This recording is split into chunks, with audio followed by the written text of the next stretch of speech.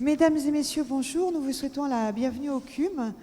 Nous sommes ravis aujourd'hui de poursuivre cette année Camus qui avait été grandement chamboulée puisqu'elle avait commencé avant la crise sanitaire. Et donc, ça fait plusieurs fois que nous avons reporté la conférence d'aujourd'hui sur Camus et son prix Nobel. Et pour cela, nous avons évidemment invité la plus grande spécialiste et la plus passionnée surtout d'Albert Camus, Anne Proutot, à qui nous souhaitons la bienvenue, que vous connaissez pour ceux qui venaient au CUM régulièrement, puisqu'elle est venue déjà plusieurs fois nous éclairer sur l'œuvre de Camus, entre autres. Et c'est toujours un grand plaisir de la recevoir, car son exposé est aussi érudit qu'éclairant et passionné. Au nom de Christian Estrosi, le maire de Nice, je vous remercie d'être là et je vous souhaite une très bonne conférence. Bonjour à tous, à toutes et à tous.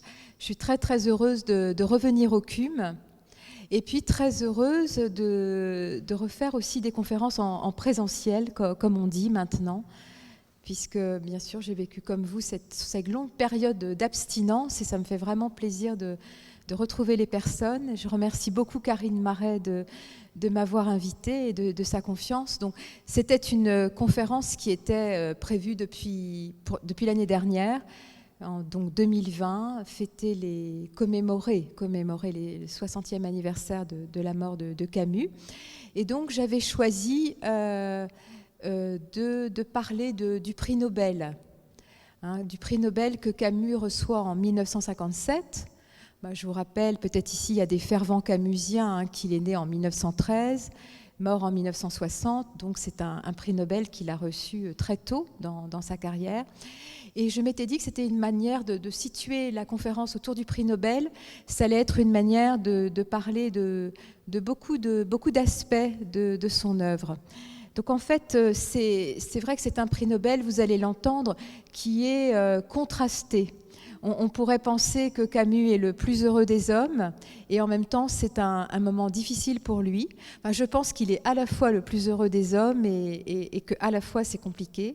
Donc on va évoquer ce caractère paradoxal et je vous rappelle évidemment que et quand je parle de consécration, c'est vrai que ce n'est pas rien de recevoir le Nobel de littérature, c'est pas rien pour cet homme qui avait, comme il le disait d'ailleurs dans son enfance, était entouré d'analphabètes. Personne autour de moi ne savait lire, dira-t-il un journaliste au moment du Nobel. Donc c'est tout un parcours, tout un itinéraire. Et je vous propose en fait aujourd'hui une promenade à l'intérieur, mais en 6 étapes qui vont nous permettre de réfléchir à ce moment particulier dans la vie de Camus. D'abord, on va commencer par ce 17 octobre 1957, lorsqu'il apprend qu'il a le Nobel de littérature. Et ensuite, on ira un petit peu plus loin, 1 ou 2 mois plus loin, le jour où il va recevoir cette consécration à Stockholm, le jour du Nobel. On verra aussi, bien sûr, les raisons du Nobel, pourquoi le jury de l'Académie suédoise lui a donné ce prix. Et puis, on verra aussi que Camus, tout en ayant été consacré, n'oublie pas d'où il vient. Donc, il y aura le petit chapitre sur la fidélité aux siens.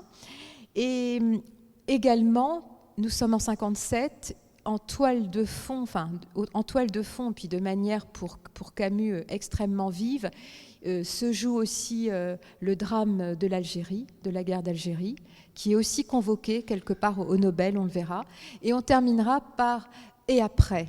Et après 57, bon, vous savez déjà, il meurt en 60, donc que se passe-t-il pour lui? Comment continuer à écrire après avoir reçu ce prix? Voilà, ça vous convient comme petit itinéraire, c'est parti. Est-ce que vous m'entendez bien? Ça va, d'accord. Alors, premièrement, donc quand je dis la première partie, le jour où Camus apprend qu'il reçoit le Nobel de littérature, c'est donc la veille, le 16 octobre, avant que les journaux ne soient informés. Et en fait, plusieurs témoignages s'accordent à dire qu'une sorte de panique l'envahit. Il évoque d'ailleurs cette panique et s'en expliquera 2 mois plus tard dans l'introduction au discours de réception à l'Académie suédoise, comment un homme presque jeune, riche de ses seuls doutes et d'une œuvre encore en chantier, habitué à vivre dans la solitude du travail, n'aurait-il pas appris avec une sorte de panique un arrêt qui le portait d'un coup, seul et réduit à lui-même, au centre d'une lumière crue. Sentiment de panique. Ensuite, sa première déclaration publique est pour proclamer que le Nobel aurait dû revenir à André Malraux, qui en sera bien sûr très honoré. D'ailleurs, André Malraux dira « ça nous honore tous les deux ».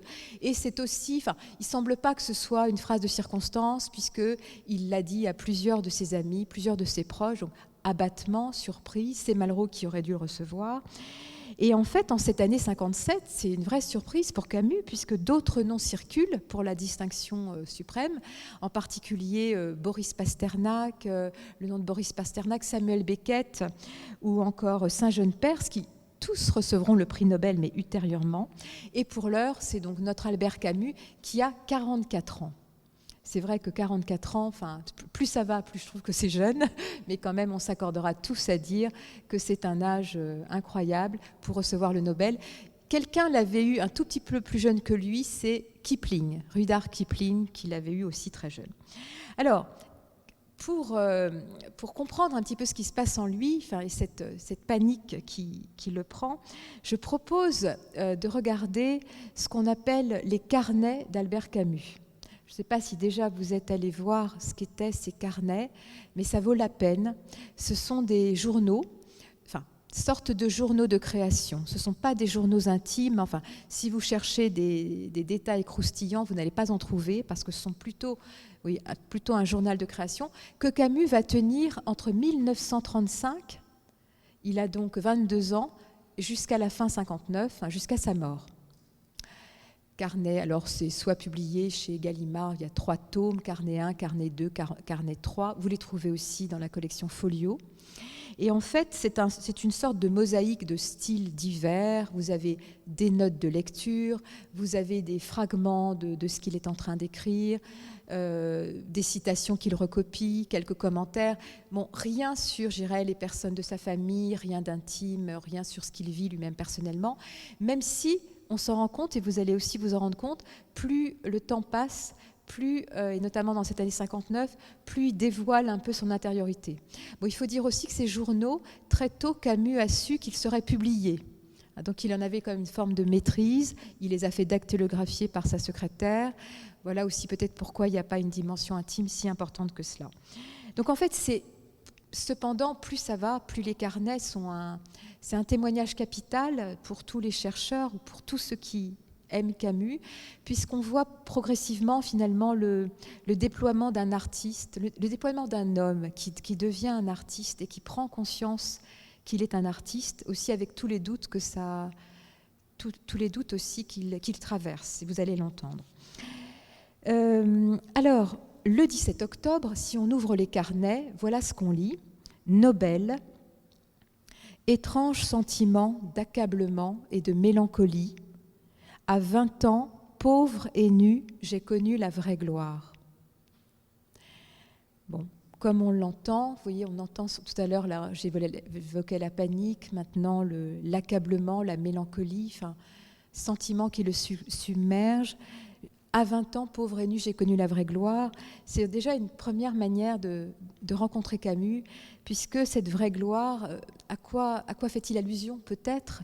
Eh bien, à cette enfance et à cette jeunesse en Algérie, où bien que très pauvre matériellement, très démuni culturellement, eh bien, Camus fait l'expérience de la beauté du monde, de cette mer, de ce ciel qui sont à tous, de ce soleil qui aller avec la mer, selon la belle formule rimbaldienne, la mer aller avec le soleil, parce que vous savez que le soleil tout seul, il s'en méfie beaucoup, Camus. C'est le soleil c'est à cause du soleil que l'étranger tue l'arabe dans l'étranger.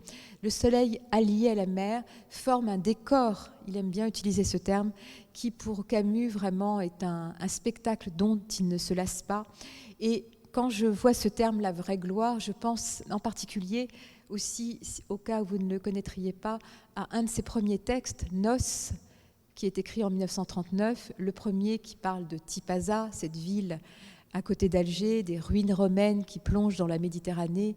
Et à Tipaza, d'ailleurs aujourd'hui, si on y va, il y a une phrase de Nos qui est la suivante: « Je comprends ici ce qu'on appelle gloire, le droit d'aimer sans mesure. » Et c'est une phrase de Nos, et je pense que ce 17 octobre, il pense à cette gloire qui n'est pas une gloire marchande, qui n'est pas quelque chose qui est lié à l'apparence, à la reconnaissance extérieure, mais plutôt dans le fait d'être plein de l'énergie et de la beauté du monde.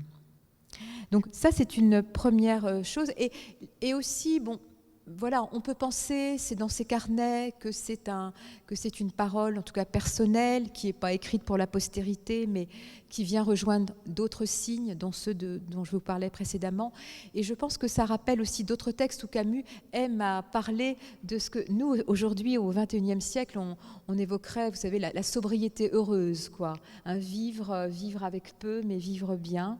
Il y a des textes qui anticipent cela. Camus, bien sûr, jamais ne souhaite la misère aux personnes comme lui l'a vécu, mais en revanche, la sobriété, c'est une valeur qu'il cultive.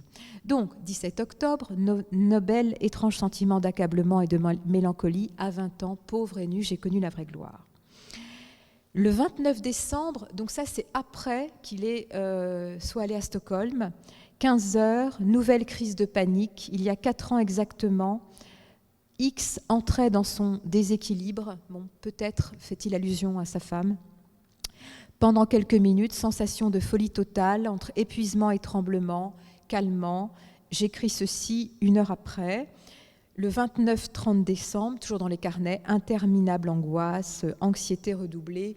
Donc c'est une période qui n'est pas simple. Alors, je ne pense pas qu'il n'y ait que le fait qu'il ait reçu le Nobel, qui le fasse réagir ainsi. On va voir aussi comment le monde réagit au fait qu'il ait le Nobel. Mais j'ai l'impression que c'est une crise peut-être plus ancienne aussi qu'il traverse, puisque quelques mois auparavant, le 8 août 57, vous voyez, quelques mois avant qu'il reçoive ce prix, voilà ce qu'il écrit. Enfin, je veux dire, c'est incroyable quand on pense que cet homme a déjà aussi écrit L'étranger, La peste, L'homme révolté, Les justes. Pour la première fois, après lecture de Crime et châtiment, de Dostoïevski, un auteur qu'il adore, doute absolu sur ma vocation. J'examine sérieusement la possibilité de renoncer. Ai toujours cru que la création était un dialogue. Mais avec qui ? Notre société littéraire, dont le principe est la méchanceté médiocre, où l'offense tient lieu de méthode critique ? La société tout court ? Un peuple qui ne nous lit pas ? Une classe bourgeoise qui, dans l'année, lit la presse et 2 livres à la mode ? En réalité, le créateur aujourd'hui ne peut être qu'un prophète solitaire, habité, mangé par une création démesurée. Suis-je ce créateur ? Et puis ça continue. Donc vous voyez, en août 57 déjà, et puis c'est pas la première fois qu'on entend ce doute surgir dans l'œuvre de Camus, dans les carnets notamment, qui abritent parfois ces tentations de tout arrêter. Mais ce que je voulais mentionner là, c'est pas tant finalement une déception par rapport à lui-même. La création est un dialogue, mais une difficulté une sorte de solitude en fait, solitude du créateur. Peu ou pas d'écrivains, de solidarité avec les écrivains, ses contemporains. Il y en a quand même quelques-uns. Je pense, à René Char, son grand ami. Et peu de lecture attentive. Et Camus a aussi dit dans ses carnets à un moment, je ne réclame qu'une chose, être lu avec attention. Donc en août 57, vous voyez, il y a ce décor-là de difficulté, de doute qui précède le prix Nobel de littérature. Et en fait, c'est aussi, on y reviendra, cet arrière-fond de l'Algérie. Et puis sans doute aussi, dans sa création, les grands projets démonstratifs sont terminés et il y a vraiment chez lui une attente d'autre chose, une attente d'écrire autrement, une attente de se renouveler. Le prix Nobel arrive à ce moment-là, la récompense arrive à ce moment-là. Alors, vous l'entendiez dans ce petit passage du mois d'août, la difficulté dans la réception critique, dans la manière dont son œuvre est lue, et bien, on va entendre parler dans cette deuxième partie du milieu littéraire, parce que vous allez voir que ce n'est pas la presse qui va rassurer Camus au moment du prix Nobel de littérature, et on peut dire même que globalement la presse se déchaîne au moment où il reçoit son Nobel. Alors, évidemment, ne soyons pas caricaturaux, certains se félicitent. C'est quand même formidable aussi d'avoir un prix Nobel français. Et dans Le Monde, le journal Le Monde, qui n'est pas n'importe quel journal, Émile Henriot de l'Académie française va vanter les hautes qualités littéraires de Camus, pur artiste, directeur de conscience publique.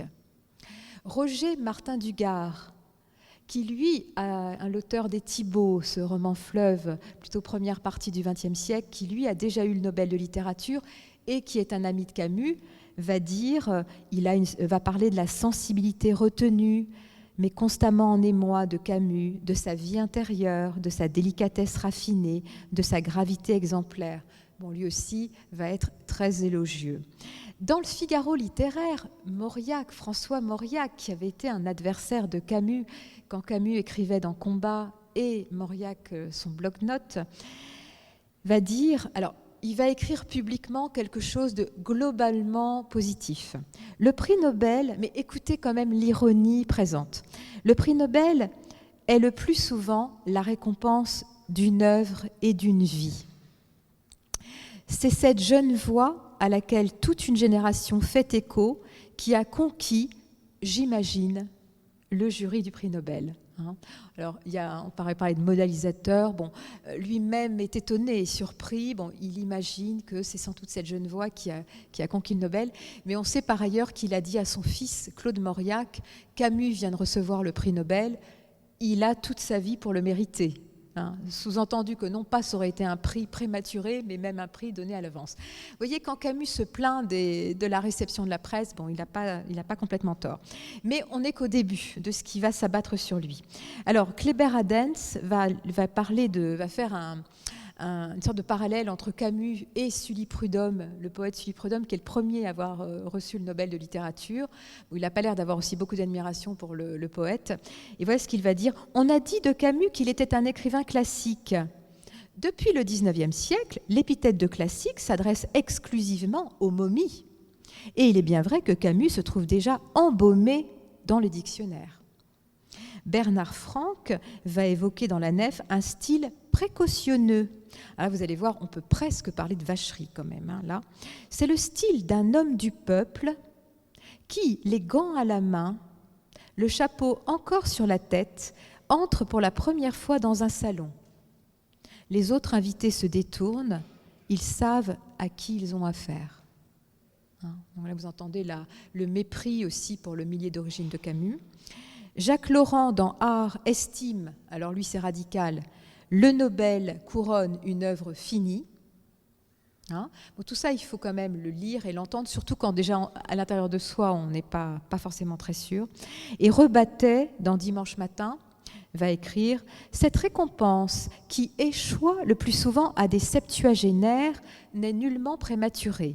Dès son allégorie de la peste, on diagnostiquait chez Camus une artériosclérose du style. » Voilà.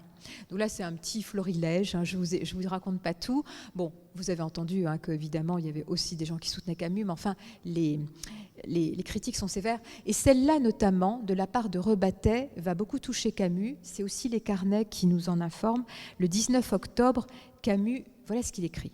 « Effrayé par ce qui m'arrive et que je n'ai pas demandé, et pour tout arranger, attaque si basse que j'en ai le cœur serré. Rebattet, celui dont je viens de parler là, ose parler de ma nostalgie de commander des plotos d'exécution, alors qu'il est un de ceux dont j'ai demandé avec d'autres écrivains de la Résistance la grâce quand il fut condamné à mort. Il a été gracié, mais il ne me fait pas grâce. Envie à nouveau, toujours Camus qui écrit ça dans ses carnets, de quitter ce pays. Mais pour où ? Voilà, donc il poursuit, il me faut vaincre cette sorte d'effroi, cette panique incompréhensible où cette nouvelle inattendue m'a jeté. Donc un autre exemple aussi de ce qui se passe à l'intérieur de lui. Alors, il dira à d'autres, Finalement, c'est à ceux qui sont le plus proches, à ses carnets d'abord, et puis à quelques proches, qu'il dira à quel point ces critiques l'ont atteint. Il parlera en public, il dira « Ils ne m'ont pas blessé, depuis quelque temps je suis vacciné ». Et puis, il faut bien vivre avec le sourire, si on peut, au milieu de ses contemporains. Bien. Voilà donc pour déjà l'annonce, ce premier point, cette première halte. Donc, le jour, la veille où il reçoit ce Nobel, ce qui se passe en lui et comment la presse, quand même, globalement, se déchaîne contre ce prix Nobel qui surprend tout le monde. Alors, deuxièmement, eh bien, on va se poser la question, quand même importante, pourquoi reçoit-il ce prix Nobel ? Alors, déjà, je commence par le plus important. Enfin bon, j'ai trouvé ce chiffre il n'y a pas longtemps. Le prix est doté de 18 millions de francs, enfin, de francs de l'époque, et ça permettra à Camus, vous savez, d'acheter cette maison à Lourmarin, enfin pas très très loin de chez vous, puisque grâce à cet argent, il achètera cette maison en 1958. Et vous savez que Camus est enterré à Lourmarin. On peut aussi aller sur sa tombe. Il y a aussi pas mal d'activités autour de Camus à Lourmarin. Enfin bref, donc ayant parlé de ce petit détail, eh bien, je voudrais donner le petit texte officiel de l'Académie suédoise. Le prix a couronné, je cite, son importante œuvre littéraire qui éclaire avec un sérieux pénétrant les problèmes qui se posent de nos jours aux consciences humaines. Les problèmes qui se posent aux consciences humaines. En fait, vous entendez déjà à ce texte de l'Académie suédoise qu'en fait, c'est d'abord le maître à penser de toute une génération qui est récompensé, plus que l'artiste, plus que l'écrivain, plus que le stylisticien, quelque part, on pourrait dire. Et effectivement, il est indéniable que Camus a contribué à faire réfléchir tout un lectorat en posant de bonnes questions, mais on sait très bien qu'il ne supportait pas cette étiquette de moraliste et qui lui est souvent accolée. Donc accolée au moment du Nobel, mais aussi jusqu'à nos jours quand on parle de lui. Il disait qu'il ne se sentait pas suffisamment donneur de leçons et il a fui tout ce qui pouvait l'ériger dans ce statut. Il préférait, disait-il, exposer ses doutes plutôt que ses certitudes. Comme il l'expliquera dans un entretien en 1951, voilà qu'à son tour, lui demande le journaliste Gabriel Dobared, donc là on est en 51, quelques années plus tôt. Voici qu'à son tour, la nouvelle génération vous tient aujourd'hui pour un de ses maîtres. Camus, en riant, répond « Un maître déjà, mais je ne prétends enseigner personne. Qui le croit est dans l'erreur. Les problèmes qui se posent aujourd'hui à la jeunesse sont les mêmes qui se posent à moi. Voilà tout. Or, je suis loin de les avoir résolus. Je ne me reconnais donc aucun titre à jouer le rôle dont vous parlez. » Mais même si Camus s'en défend, on sait que ses livres, à travers les questions existentielles qu'il soulève, constituent pour bon nombre de lecteurs des repères indispensables. Et on se souvient du bel hommage que Sartre lui fera au moment de sa mort en 60, bien que Sartre et Camus soient brouillés, je vous le rappelle, enfin, une brouille retentissante en 51, mais Sartre disait « une brouille, ce n'est rien ». J'ai une phrase que j'aime beaucoup d'ailleurs, « une brouille, ce n'est rien, c'est juste une autre manière de se tenir l'un avec l'autre ». Enfin, voilà, et à chaque fois que Sartre lisait un article de journal, il disait toujours, je ne pouvais pas m'empêcher de me demander, mais qu'en pense-t-il, lui, qu'en pense-t-il? Donc, ils se sont brouillés, mais ils ne se sont pas perdus de vue. Et au moment de sa mort, Sartre va dire l'héritier actuel de cette longue lignée de moralistes. Camus représentait l'existence du fait moral. Vous voyez, il va dans le sens aussi de cette récompense du Nobel. Alors, j'ai trouvé un petit commentaire qui m'a paru encore plus intéressant de l'ambassadeur de Suède à Paris, qui va déclarer quelque chose d'un petit peu plus précis et que je vais, si vous voulez bien, commenter. Donc l'Académie suédoise, dit cet ambassadeur, a souhaité mettre à l'honneur un homme de la résistance, un homme révolté qui a su donner un sens à l'absurde et soutenir au fond de l'abîme la nécessité de l'espoir, même s'il s'agit d'un espoir difficile, en rendant une place à la création, à l'action, à la noblesse humaine dans ce monde insensé. Et je trouve que de manière succincte, c'est une phrase qui qui résume assez bien l'itinéraire, on va dire peut-être éthique de Camus. Et de manière succincte, parce que ce n'est pas l'objet ici, on pourrait y passer des heures, je voudrais justement faire certains liens entre les paroles de l'ambassadeur et l'itinéraire de Camus. Alors, toujours dans les fameux carnets, on trouve un élément intéressant qu'on connaît bien, qui est très connu quand on s'intéresse à Camus, à savoir le fait que quand Camus va entrer en écriture, enfin entrer en littérature, parce que c'est vraiment une vocation, qu'on va dire, radicale pour lui, eh bien, il n'a pas l'impression que c'est un roman qu'il va écrire, mais il a déjà le sentiment que c'est une œuvre. Alors, je ne parle pas des 2 premières œuvres, 1937, L'envers et l'endroit, une œuvre, un premier texte d'inspiration autobiographique, et 1939, Noces, dont je parlais tout à l'heure. Je ne parle pas de ces 2 premières œuvres qui sont éditées chez Charlot en Algérie. Mais ensuite, au moment où il va écrire L'étranger, donc on est déjà en 1942, eh bien, il va parler d'un cycle dans ses carnets, ou alors d'une fusée à 3 étages, qu'on pourrait résumer par le cycle de l'absurde, le cycle de la révolte et le cycle de l'amour. C'est-à-dire qu'il a déjà en lui que finalement, il passera par cette première étape de l'absurde, qu'elle aboutira à la révolte et qu'elle devrait le mener à l'amour. Et dans cette première partie, dont je vais parler un petit peu, le premier cycle de l'absurde, on trouve bien sûr L'étranger, le mythe de Sisyphe, qui paraissent la même année, et puis 2 pièces de théâtre, Caligula, le malentendu. Et puis ensuite, dans le cycle de la révolte, on va y revenir, il y a La peste, dont on a tellement parlé avec la pandémie, L'homme révolté, un essai philosophique, et la pièce de théâtre Les Justes. Et puis l'amour, je garde ça pour la fin. Un petit peu de suspense pour vous encourager à rester jusqu'au bout. Et donc, voilà, il a déjà, c'est quand même pas banal, je pense, d'avoir déjà cette idée de, vous voyez, ça parle aussi d'un engagement total et d'une certaine vision de son travail d'écrivain. Alors, j'oublie pas les paroles d'ambassadeur, de l'ambassadeur que je vais un tout petit peu commenter.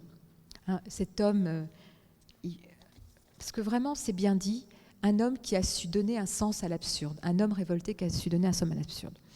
Alors en fait, déjà, vous savez, l'absurde, c'est pas Camus lui-même qui l'a inventé, je veux dire, il se situe donc dans l'inspiration nietzschéenne, où il y a vraiment une remise en cause, c'est la mort de Dieu et la mort des valeurs absolues. Et donc Camus, finalement, a hérité de l'absurde et il dira que pour lui, ça représente un sentiment, une passion. Et il y a une phrase qui dit bien ce que c'est l'absurde, ce constat de l'absurde, c'est la suivante. L'absurde, c'est le divorce entre l'élan de l'homme vers l'infini et le caractère fini de son existence. L'élan de l'homme vers l'infini et le caractère fini de son existence. C'est-à-dire qu'en fait, on aimerait vivre, construire, aimer, avoir un peu d'avenir, et tout peut s'arrêter du jour au lendemain, et pour Camus qui ne croit pas en Dieu, que tout sombre dans le néant. Il le dira autrement, cette révolte de la chair devant la mort, dans un monde débarrassé de Dieu et des valeurs absolues, c'est l'absurde. Et ce qui est intéressant chez Camus, c'est que ça aurait pu entraîner, comme chez d'autres, une forme d'à quoi bon vivre. Ça aurait pu autoriser le suicide, par exemple. Il en parle dans le mythe de Sisyphe. Ça aurait pu autoriser le mépris, et la fatigue, le désespoir. Mais chez lui, finalement, ce constat de l'absurde va être plutôt un appel à quelque chose d'actif qu'on pourrait appeler la volonté, l'énergie, l'aventure. Ce qui est, vous voyez, je disais que l'absurde n'est pas spécifique à Camus, mais ce qui est spécifique à lui, c'est que si la vie n'a pas de sens, selon lui, elle mène nulle part, la vie n'est pas dénuée de valeur. C'est vraiment toute la différence, c'est aussi simple que ça. La vie n'a pas de sens, mais la vie a de la valeur. Alors la vie, ça va être la vie de maintenant, la vie de l'instant présent, tout ce qui nous est donné, quoi. Camus est un grand... J'ai fait ma thèse sur justement le sens de l'instant présent chez Camus. Camus a très fort ce sens-là. Pour lui, finalement, constater l'absurdité de la vie n'est pas une fin, mais un commencement. Et il mettra dans le mythe de Sisyphe cette phrase de Pindare que je trouve très belle: « Ô mon âme, n'aspire pas à la vie éternelle, mais épuise le champ du possible. » Et justement, l'exemple de Sisyphe, vous savez, ce Sisyphe, ce héros mythologique que Camus prend pour expliquer justement l'absurde dans le mythe de Sisyphe, Sisyphe qui est condamné par les dieux à rouler son rocher jusqu'au sommet de la montagne, il l'a à peine relâché qu'emporté par son propre poids, il dévale la pente inexorablement et recommence. Camus va dire, pendant que Sisyphe roule son rocher, pendant la montée, même si le rocher va retomber, Sisyphe est heureux, parce que Sisyphe est clairvoyant. La clairvoyance sauve Sisyphe de son destin, de même que l'homme sait qu'il meurt.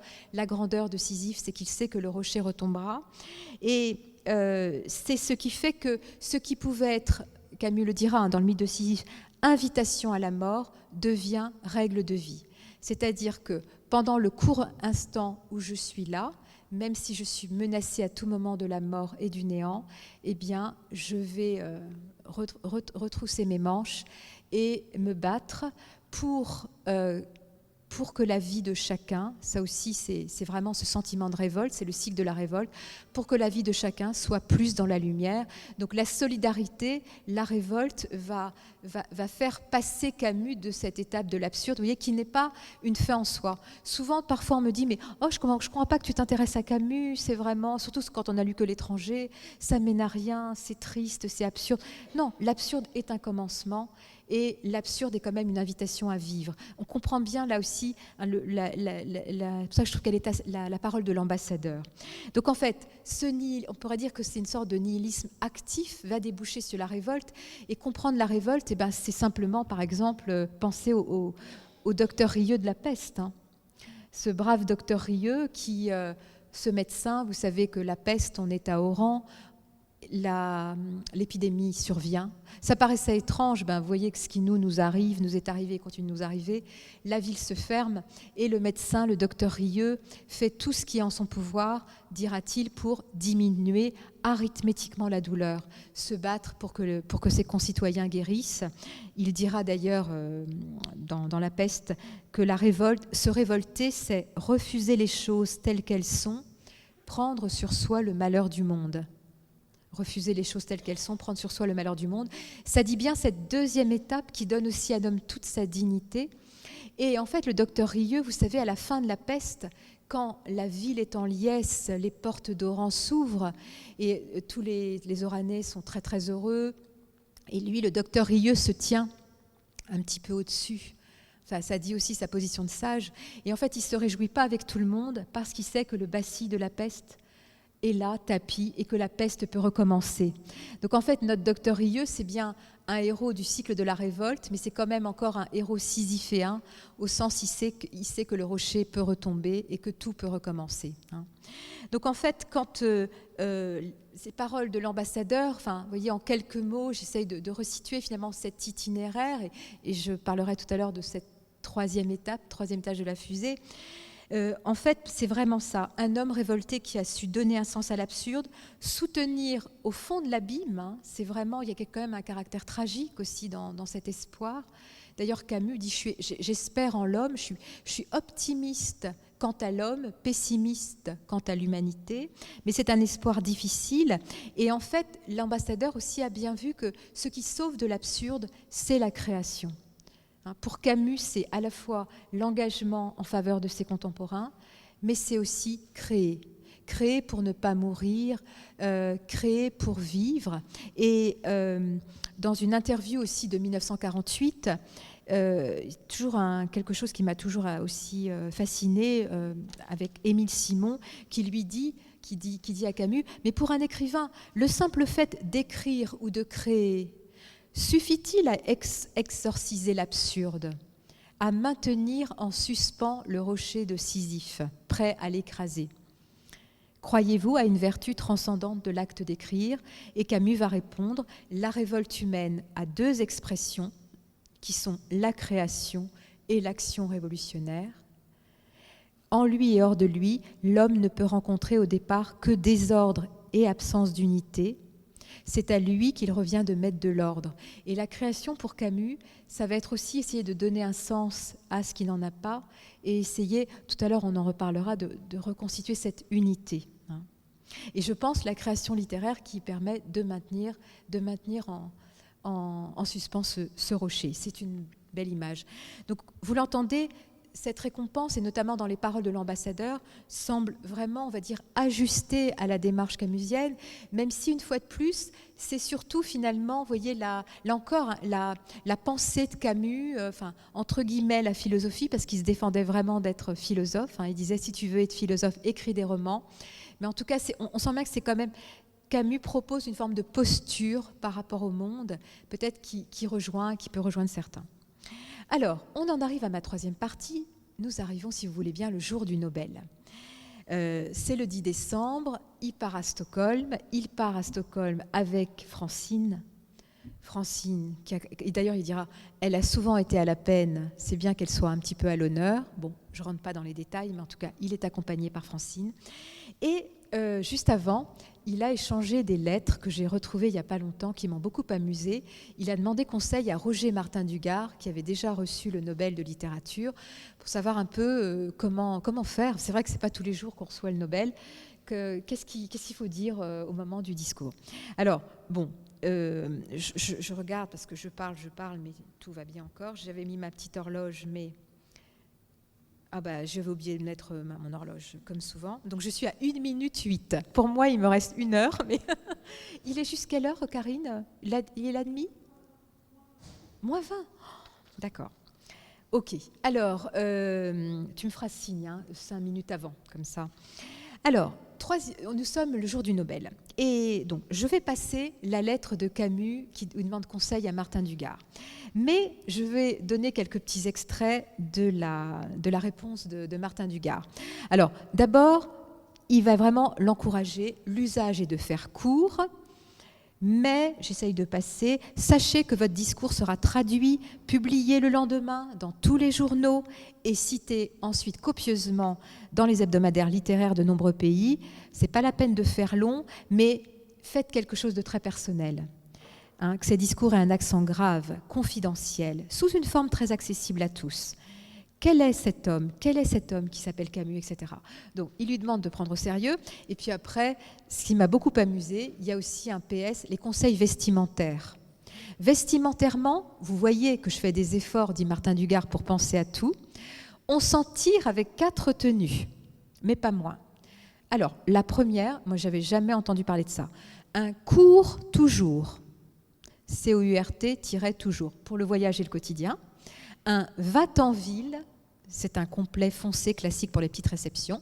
Un smoking, un frac. Le smoking est bien suffisant pour le dîner à l'ambassade.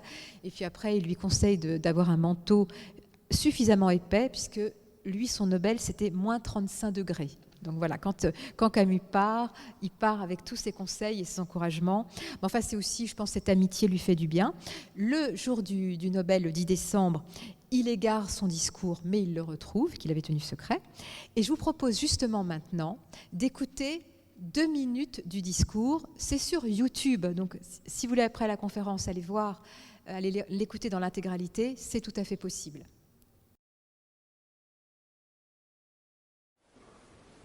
Je ne puis vivre personnellement sans mon art, mais je n'ai jamais placé cet art au-dessus de tout. S'il m'est nécessaire, au contraire, c'est qu'il ne se sépare de personne et me permet de vivre tel que je suis au niveau de tous. L'art n'est pas à mes yeux une réjouissance solitaire. Il est un moyen d'émouvoir le plus grand nombre d'hommes en leur offrant une image privilégiée des souffrances et des joies communes. Il oblige donc l'artiste à ne pas se séparer. Il le soumet à la vérité la plus humble et la plus universelle. Et celui qui souvent a choisi son destin d'artiste parce qu'il se sentait différent, apprend bien vite qu'il ne nourrira son art et sa différence qu'en avouant sa ressemblance avec tous. L'artiste se forge dans cet aller-retour perpétuel de lui aux autres, à mi-chemin de la beauté dont il ne peut se passer et de la communauté à laquelle il ne peut s'arracher. C'est pourquoi les vrais artistes ne méprisent rien. Ils s'obligent à comprendre au lieu de juger. Et s'ils ont un parti à prendre en ce monde, ce ne peut être que celui d'une société où, selon le grand mot de Nietzsche, ne régnera plus le juge, mais le créateur, qu'il soit travailleur ou intellectuel. Le rôle de l'écrivain, du même coup, ne se sépare pas de devoirs difficiles. Par définition, il ne peut se mettre aujourd'hui au service de ceux qui font l'histoire. Il est au service de ceux qui la subissent. Ou sinon, le voici seul et privé de son art. Toutes les armées de la tyrannie, avec leurs millions d'hommes, ne l'enlèveront pas à la solitude, même et surtout s'ils consentent à prendre leur pas. Mais le silence d'un prisonnier inconnu, abandonné aux humiliations à l'autre bout du monde, suffit à retirer l'écrivain de l'exil, chaque fois du moins qu'il parvient, au milieu des privilèges de la liberté, à ne pas oublier ce silence et à le relayer pour le faire retentir par les moyens de l'art. C'est toujours intéressant d'entendre la voix aussi, la voix de Camus, et puis vous pourrez le voir dans l'intégralité. Je voulais dire qu'au moment du Nobel, il y a donc deux discours. Il y a le discours du 10 décembre 1957, et puis vous trouverez aussi, vous pouvez acheter d'ailleurs dans Folio, il y a les deux, il y a un autre discours, le discours du 14 décembre qu'il fera dans l'université d'Uppsala devant des étudiants. Moi, je vais parler de ce discours-là, de réception du 10 décembre 1957. Alors, peut-être vous avez entendu dans le passage, c'est presque le début, la première chose que je voulais relever, je vais relever 2-3 choses, c'est l'idée que je me fais de mon art. De mon art, avec le possessif. C'est-à-dire que ce que je veux dire, c'est que la dénomination que Camus préférait est bien celle d'artiste. Et peut-être que pour nous aujourd'hui, le terme artiste renvoie davantage aux arts picturaux, voire musicaux, mais sous la bouche de Camus, il est très naturel, et aussi sous la plume de ses contemporains. En effet, par Jean Grenier, Camus va accéder à tout l'héritage de la NRF, de la maison Gallimard, donc à toute une tradition d'écrivains comme Proust, Gide, Claudel, qui se considèrent comme des artistes et qui ont un véritable culte pour l'art et pour l'enjeu sacré de leur mission. Et je pense que Camus aimait aussi ce terme artiste parce que ça permettait de dépasser les genres. Et vous savez que, en plus d'être romancier, il était dramaturge, metteur en scène. Donc, voilà, pour lui, c'est vraiment la manière dont, la dénomination qu'il préfère. Première chose. Vous avez entendu, cet art, je ne l'ai jamais placé au-dessus de tout. L'art ne doit me séparer de personne. Et c'est là aussi, je voulais faire un petit rappel. Enfin, on sent la gravité et on sent que l'art est soumis aussi au réel et aux personnes. Et vous savez que les premières pages des carnets, c'est donc quand il a 22 ans, commencent par cette phrase « L'œuvre est un aveu, il me faut témoigner ». Et un petit peu plus loin, Camus écrit « L'art n'est pas tout pour moi, que du moins ce soit un moyen ». C'est assez émouvant de voir qu'à 22 ans, et entre le discours de 57, il y a toujours cette même conception de l'art. Alors déjà, effectivement, ce qu'on entend, c'est que l'art ne verse pas dans le divertissement, que Camus est marqué par il est marqué par la gravité des enjeux, de ce que c'est qu'écrire. Et vous savez que un livre qu'il a encouragé à écrire, c'est un livre qui s'appelle « La douleur d'André de Richaud » qu'un de ses profs lui avait prêté. Et Camus raconte par deux fois qu'il a lu ce livre toute la nuit, il n'a pas dormi, parce que c'est un livre qui lui parle de choses qu'il connaît. Il va dire alors mes secrets, leur misère, mes silences, tout pouvait se dire. En fait, il découvre que lui, même s'il est de ce milieu-là, il aura quelque chose de personnel à exprimer à travers une littérature dont le matériau est le réel. Et vous l'avez entendu dans le discours, l'artiste forge dans cet aller-retour perpétuel de lui aux autres, à mi-chemin de la beauté dont il ne peut se passer et de la communauté à laquelle il ne peut s'arracher.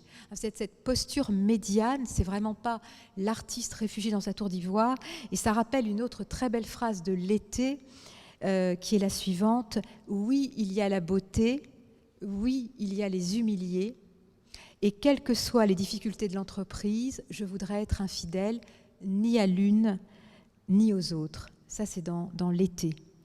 La beauté et les humiliés. C'est cette tension entre ceux qui représentent à ses yeux la vérité, la beauté et les humiliés. L'art n'est pas tout pour moi, première chose. Donc on entend que Camus n'est pas protégé dans son statut d'artiste, qu'il éloignerait du malheur et des injustices. Et en même temps, je voudrais aussi dire quelque chose. Il ne faut pas penser non plus que Camus voudrait écrire des textes engagés. D'ailleurs, il dit dans les carnets, « J'aime mieux les hommes engagés, du courage dans la vie et du talent dans les œuvres, ce n'est déjà pas si mal. » Et vous voyez la distinction, c'est-à-dire qu'il va s'engager. Il va s'engager en tant qu'homme, il va s'engager en tant que journaliste dans Combat, il va s'engager quand il va signer des pétitions, on l'entendait tout à l'heure, pour rebattre, pour que des personnes ne soient pas condamnées à mort. C'est son engagement en tant qu'homme. En même temps, pour Camus, l'engagement de l'artiste, c'est d'abord d'être un artiste. C'est d'abord d'être un artiste, c'est-à-dire quelqu'un qui est soucieux du langage, de trouver le mot juste, de créer un univers en correspondance avec un imaginaire personnel. L'œuvre qui aidera à vivre, l'œuvre qui aura une répercussion sur les êtres humains pour Camus, c'est celle qui sera la plus forte d'un point de vue littéraire. Ça, c'est important de le dire, c'est pour ça par exemple que La Peste n'est pas un texte, vous ne voyez pas apparaître ni Mussolini, ni des hommes politiques, ni des hommes... C'est pas du tout ancré dans l'histoire, c'est une allégorie. Et c'est ce qui fait qu'aujourd'hui on peut lire La Peste tout en vivant cette épidémie du coronavirus. C'est d'abord la création d'un univers, la création d'un langage. Et à un moment, il va se fâcher avec Gabriel Marcel, qui lui reprochait qu'une de ses pièces de théâtre, L'état de siège, ne soit pas placée dans les pays de l'Est, mais en Espagne. Et Camus va dire, j'ai voulu que l'état de siège soit en Espagne. L'Espagne a souffert, et il voulait écrire un texte en forme de réparation. Mais la phrase de Camus, c'est celle-là, sur laquelle j'ai déjà eu l'occasion de réfléchir. Si j'avais eu plus de talent, la réparation aurait été plus grande. Si j'avais eu plus de talent, la réparation aurait été plus grande. Donc c'est ça qui vient aussi redire le jour du Nobel, le travail de l'artiste, l'œuvre de l'artiste qui aide à vivre parce qu'elle est belle déjà, parce que l'artiste est soucieux de beauté. Enfin aussi, c'est un discours qui inclut le « nous », qui élargit cette récompense, vous voyez, à la fin du discours, à tous ceux qui, comme Camus, œuvrent pour le bien commun. Et il va dire cette phrase, je suis sûre que on connaît tous par cœur quelques passages en fait, du discours. « Chaque génération, sans doute, se croit vouée à refaire le monde. La mienne sait pourtant qu'elle ne le refera pas. Mais sa tâche est peut-être plus grande. Elle consiste à empêcher que le monde se défasse. » Ça, c'est la fin du discours du Nobel. Et en 1943, dans ses carnets, Camus écrivait « C'est l'art et l'artiste qui refont le monde ». Et on entend qu'en 1957, il a revu un peu à la baisse les prétentions des artistes. L'expérience lui a aussi enseigné les dégâts de tous ceux qui veulent, de toutes les idéologies un peu radicales et totalitaristes. C'est vraiment déjà empêcher que le monde ne se défasse. Et dans l'été, qui est vraiment un très beau petit recueil aussi que je vous conseille, il parlera de recoudre ce qui est déchiré. On entend aussi la modestie de son espérance, mais qui est quand même, on sent quand même qu'il y a vraiment cette volonté de faire quelque chose pour le monde, empêcher que le monde ne se défasse. Voilà. Donc, Camus a bien entendu les conseils de Martin Dugard, parce que son discours, effectivement, a fait... Il y a beaucoup de formules qui ont fait florès. Alors, quatrièmement, arriverai-je au 6e point, je l'espère, mais je vais aller assez vite là-dessus, mais pour vous dire que le jour du Nobel, c'est ce que j'ai appelé la fidélité aux siens. Le jour du Nobel, il écrit à Louis Germain, l'instituteur. Je suis sûre que vous avez entendu parler de cette lettre à Louis Germain qu'il lui envoie au moment du Nobel. Donc ça aussi, vous pourrez la retrouver. C'est un instituteur qui, enfant, l'a profondément aidé. Et tout cela, vous le retrouverez dans Le Premier Homme, la dernière œuvre de Camus. Louis Germain, qui s'appelle Monsieur Bernard dans Le Premier Homme, c'est un homme qui s'occupe de tous les enfants dont les pères sont orphelins, dont les pères sont morts à la guerre. Et il va beaucoup aider Camus, il va convaincre la mère et la grand-mère de le laisser poursuivre ses études. Donc il a un impact énorme. Et puis, il va l'aider à préparer le concours des bourses. Et aussi, et ça pour moi c'est le petit détail profondément important, pendant la classe, il lit à ses petits élèves, dont beaucoup ont perdu leur père, Les Croix de bois de Dorgelès. Ce livre qui parle bien sûr de ceux qui ont fait la guerre 14. Et un jour il lit la mort du soldat D, Camus, le petit Jacques Cormery, c'est un roman d'inspiration autobiographique, Le Premier Homme, pleure. C'est une manière évidemment une forme de sublimation de la souffrance, à une époque où on imagine bien qu'il n'y avait pas de cellules psychologiques pour ces enfants, et surtout dans le milieu dans lequel était Camus. Donc Louis Germain, il lui écrit cette lettre. Je lis le début et la fin. Cher Monsieur Germain, j'ai laissé s'éteindre un peu le bruit qui m'a entouré tous ces jours-ci avant de venir vous parler un peu tout mon cœur. Sans vous, sans cette main affectueuse que vous avez tendue au petit enfant que j'étais, sans votre enseignement, rien de cela ne serait arrivé. La lettre, elle est du 19 novembre 57. Et la fin, je vous embrasse de toutes mes forces. Et c'est vrai que Camus, en général, il a toujours des formules assez affectueuses, tout affectueusement, mais je vous embrasse de toutes mes forces. On a l'impression qu'il est encore ce petit enfant pris sous l'aile de Louis Germain. Et d'ailleurs, Louis Germain lui répondra, mais j'ai pas mis là quelque chose, oui, qu'il embrasse aussi le petit garçon, sans que le temps est aboli et qu'il y a toujours cette fidélité aussi vive. On sent bien aussi que Monsieur Germain a joué le rôle un peu de substitut de père. Mais tout ça est très très bien décrit dans Le Premier Homme si vous ne l'avez pas encore lu. Mais c'est aussi important de signaler que le Nobel ne lui fait pas oublier ses racines. Et je ne parle pas de la mère de Camus, ce serait tout un énorme chapitre, mais la première phrase c'est « Ma première pensée après ma mère ». Il a aussi évidemment une reconnaissance. Il dira à un journaliste, à Alger se trouve la personne que j'aime le plus au monde. Mais on pourrait aussi faire une conférence juste sur la mère de Camus. Alors, dans le temps qui me reste, je voudrais dire aussi que bien sûr, le Nobel de littérature, c'est aussi l'époque de ce qu'on appelle les événements d'Algérie, enfin la guerre d'Algérie. Et d'ailleurs, dès le début du discours, c'était ma 5e étape de la promenade, et dans ce temps, il va dire, et dans ce temps où ma terre natale connaît un malheur incessant. Et Camus d'ailleurs dira qu'on récompense un Algérien. Alors ce qui se passe, là aussi, ça va certainement vous dire quelque chose.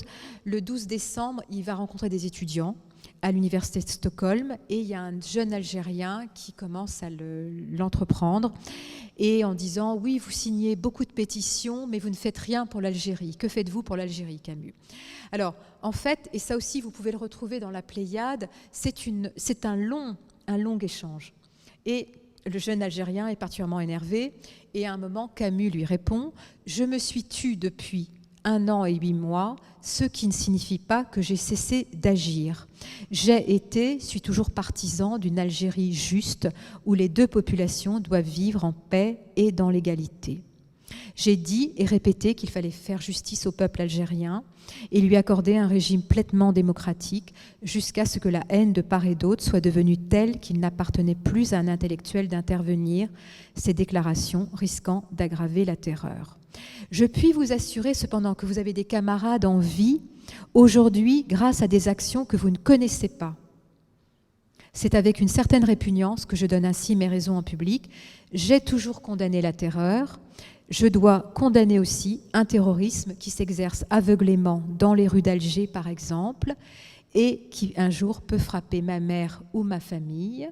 Je crois en la justice, mais je défendrai ma mère avant la justice. que n'avait-il pas dit? Parce que effectivement, cette phrase qui va être... Alors, c'est pas l'époque d'Internet, hein, je crois à la justice, mais je défendrai ma mère avant la justice. Mais en fait, le journaliste du Monde, qui est très consciencieux, va demander à Camus si c'est bien ce qu'il a dit. Et Camus va dire oui, c'est bien ce que j'ai dit. Et en fait, effectivement, c'était peut-être maladroit enfin, de comparer une abstraction, la justice, à sa mère. En plus, il utilise là aussi le possessif. Mais dans le fond, si on contextualise, Camus ne dit pas autre chose que ce qu'il a dit ailleurs, que ce qu'il a dit dans L'Homme révolté, qu'il est contre le terrorisme et qu'aucune cause, quelle qu'en soit sa justesse, ne justifie qu'une innocente meure. La fin ne justifie pas les moyens. Tout ça, vous le trouvez mis en scène dans Les Justes, la pièce de théâtre Les Justes, c'est vraiment l'objet, je n'ai pas le temps d'y revenir, mais c'est vraiment aucune injustice présente ne peut légitimer une justice future. La fin ne justifie pas les moyens. Je défendrai ma mère avant la justice. Effectivement. Bon, c'est mal reçu, mais Camus répondra au Monde en disant « Oui, c'est bien, j'ai bien dit ça ». Je voudrais encore ajouter, à propos du jeune Algérien qui m'a interpellée, que je me sens plus près de lui que de beaucoup de Français qui parlent de l'Algérie sans la connaître. Lui savait ce dont il parlait, et son visage n'était pas celui de la haine, mais du désespoir et du malheur.